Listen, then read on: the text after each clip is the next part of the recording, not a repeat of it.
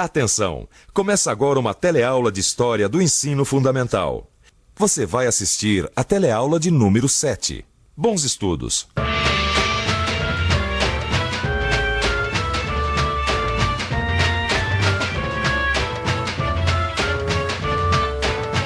Esta é uma casa grande.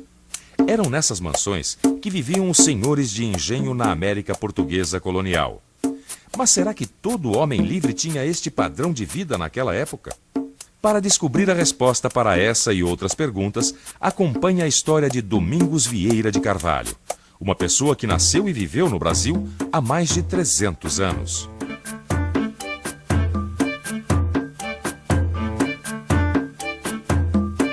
Eu, Domingos Vieira de Carvalho, nasci aqui na Bahia, no final do século XVII. Ainda na Bahia, me casei com Maria Cardosa.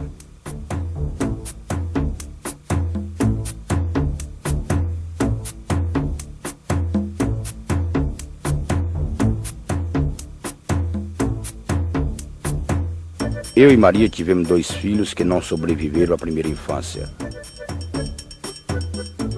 Desgraçadamente, logo depois, Maria se foi. Eu fiquei viúvo e ainda era moço.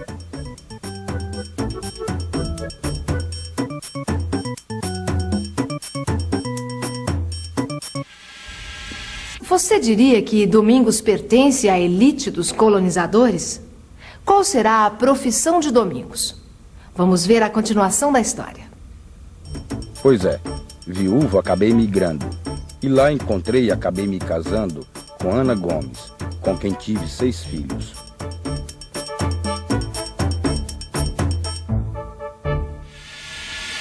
Dois casamentos até agora, 8 filhos e uma migração.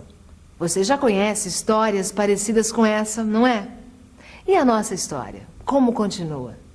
Será que Domingos foi mais feliz no Espírito Santo? Essas informações que temos sobre Domingos são de 1704, quando ele fez o seu testamento aqui, em Campos de Goitacazes, capitania da Paraíba do Sul, que é atualmente o município de Campos, no Rio de Janeiro. No testamento, Domingos afirma que seus 6 filhos eram falecidos. No entanto, não fala no destino de Ana Gomes. Informa apenas que havia deixado o Espírito Santo e mudado para a vila de São Salvador de Campos de Goitacazes, onde se casou com Maria Nunes. Com a terceira esposa, Domingos teve mais 4 filhos.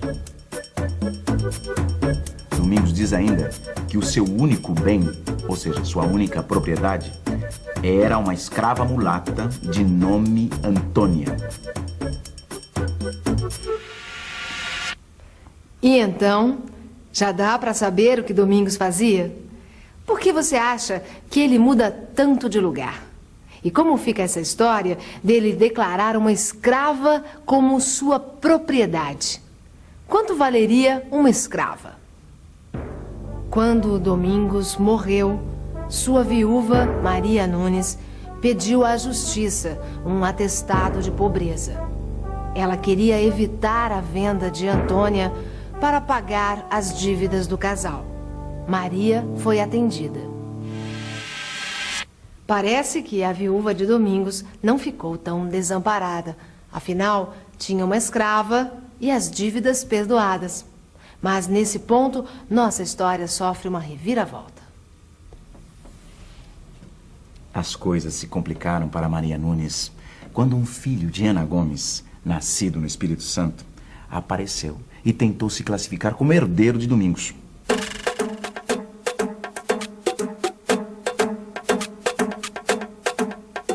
Este filho alegou que seu pai, Domingos, era bígamo, ou seja, era casado com 2 mulheres ao mesmo tempo, pois Ana Gomes, a outra, ainda estava viva. E disse também que seu pai possuía bens que não constavam do testamento. Esses bens eram uma espingarda e um sítio com roças de mandioca onde morava. Pois é.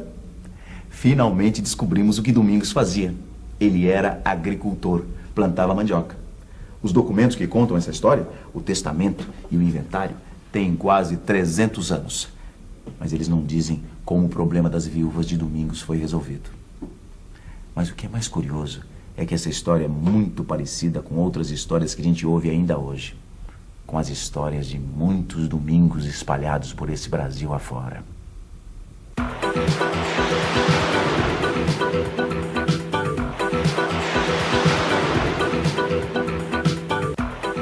Muito bem. Vamos agora dar uma resumida no que nós vimos até aqui? Bom, a primeira coisa que esta história nos mostra é que a região da Grande Lavoura, que já estudamos, não era habitada só pelos senhores de engenhos todo-poderosos. Havia também pequenos lavradores, como Domingos, que viviam de plantar mandioca. Apesar de a Bahia, onde Domingos nasceu, e a capitania da Paraíba do Sul, o atual estado do Rio de Janeiro, onde ele morreu, terem sido produtores de açúcar importantes na economia colonial, a agricultura que produzia para o mercado interno dependeria sempre das pequenas lavouras de muitos outros Domingos. Esta história chama a atenção para outra coisa muito curiosa. Olhem só este mapa. Mostra como a população livre e pobre se deslocava pelo Brasil em migrações. Alguns iam em busca de terra, outros em busca de ouro nas Minas Gerais. Todos esses brasileiros, migrantes, como Domingos, acabaram contribuindo para o alargamento do espaço colonial. A descoberta das minas acelerou o processo de migrações para o interior do território. As minas prometiam riqueza para esses aventureiros que ajudaram a povoar e ampliar as fronteiras do Brasil colonial. Na segunda metade do século XVIII, a mineração já não era tão lucrativa. Mas o Brasil continuou a ser uma sociedade escravista. Isto porque a agricultura tornou a se desenvolver. No Maranhão, as plantações de algodão forneciam matéria-prima para as primeiras fábricas de tecido da Europa. No Nordeste, Rio de Janeiro e São Paulo, apareceram novos engenhos. Na Bahia, a cultura do tabaco atingiu seu momento máximo. Os lucros do tabaco serviam para comprar escravos na África. E na época da proclamação da independência, a cultura do café se expandiu no Rio de Janeiro. Eu tenho aqui alguns documentos interessantes. Veja como os escravos estavam distribuídos nas propriedades. Nos engenhos e fazendas grandes, o número de escravos ia de 50 a mais de 100. Nas plantações de cana, tabaco e algodão, que podiam ser pequenas ou médias, havia de 10 a 50 escravos. Eles podiam tanto fazer serviços domésticos como de produção. Já nos sítios, com produção pequena de porcos, milho ou mandioca, o número de escravos raramente passava de 5 e trabalhavam junto com os donos. E, frequentemente, o proprietário tinha só um escravo. Era esse o caso de Domingos, 100 anos antes. Domingos era pobre. Ao mesmo tempo, todos achavam natural que tivesse uma escrava. Por que será que os brasileiros faziam tanta questão de ser senhores de escravos? Qual seria a importância desse título, que hoje nós achamos até vergonhoso? Ter escravos, pelo menos uns 20, dava importância a um homem livre. Vale a pena até sacrificar outras comodidades para isso, como eu descobri nesse livro. É prova de mendicidade extrema o não ter um escravo. Ter-se-ão todos os incômodos domésticos, mas um escravo a toda a lei. Parece incrível, mas havia proprietários que haviam sido eles mesmos escravos e viraram senhores logo após ter recebido ou comprado a alforria.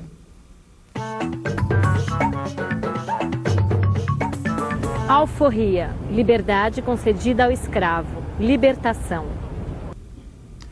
A necessidade social de ser senhor de escravos acabou fazendo do tráfico um grande negócio. E muita gente enriqueceu com isso, principalmente os comerciantes. Eu tenho até um mapa aqui para mostrar isso.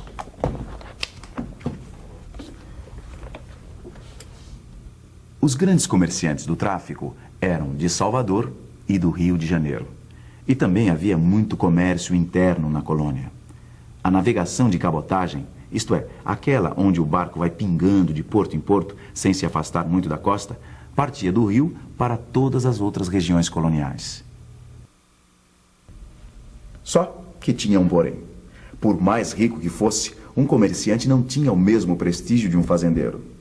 Senhor de muitos escravos. Vamos ver o que disse o nosso velho amigo e cronista Antonio sobre isto. Antonio foi um jesuíta italiano que viveu no Brasil no século XVII. Ser senhor de engenho é título a que muitos aspiram, porque traz ser servido e respeitado por muitos. Então, o que acontecia? Os comerciantes aplicavam seu dinheiro em engenhos e fazendas de café. E essa movimentação toda formou a sociedade brasileira da época da independência. Eu tenho aqui uma representação do Brasil no século XIX. Os escravos eram mais ou menos 30% da população. Aqui em cima, as pessoas livres, que controlavam a maior parte da riqueza. E no meio ficavam todos os nossos domingos, ou seja, 69% dos habitantes do país.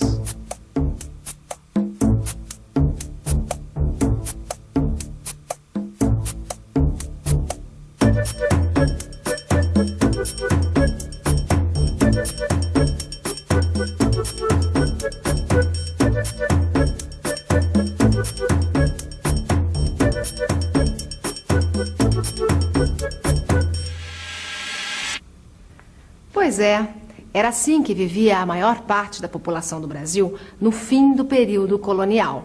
Os nossos inúmeros domingos, que apesar de serem pessoas livres, não eram nem comerciantes, nem fazendeiros e muito menos grandes senhores de escravos.